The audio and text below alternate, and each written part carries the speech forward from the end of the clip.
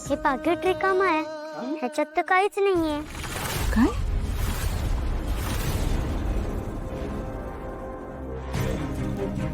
काय? काय रिकाम कसं असेल? हा, आणि मुळात तू पाकिट उघडलंच कशाला? इडी कुठची तू उघडलंस त्यामुळे पडले असतील पैसे. बघ जरा इकडे खाली पडले आहेत का? बघ बघ बघ बघ बघ जरा. नाही बाबा, तिकडे बघा पडलेत का? अरे इथे कसे पडतील? हा, तिकडे कसे जातील? तू बघ ग, तिकडे पडलेत का? नाही ना, इथे पण कुठे दिसत नाहीये. नाही. हा, मग तिकडे पडले असतील आणि वाऱ्याने उडून गेले असतील इकडे तिकडे कुठेतरी. वाऱ्याने कसे उडणं? फॅन बंद आहे, कळलं ना? हा, फॅन बंद आहे, बरोबर आहे. मग मी काय रिकामं पाकिट दिलं? संतोष, हा, तू किमान 11.25 तरी पाकिटात घातले असशील अशी माझी अपेक्षा आहे. हो ना. तेवढेच घातले होतेस?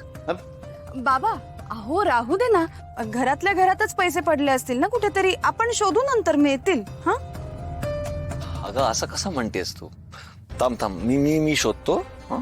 शेवटी भाऊबीजा बहिणीचा हक्क असतो अगं. हं? त्यात मन असतं ना बहिणीचं. मी बघतो. ठीक आहे, विराज, राहू दे ना. नंतर शोधू. बघितलंस, तुझा भाऊ एवढा कमवतो तरी पण बहिणींना रिकामी पाकिट दिलंय. नाहीतर तू सासऱ्याच्या जीवावर बहिणींना 1000 रुपये वाटत सुटले. ह्या बहिणीला 1000, त्या बहिणीला 1000. आणि काय, ह्या घरची रीतच आहे, वहिनीला पण बहीण मानायचं. मग काय, वीणा वहिनीला 1000, त्या आरतीला 1000.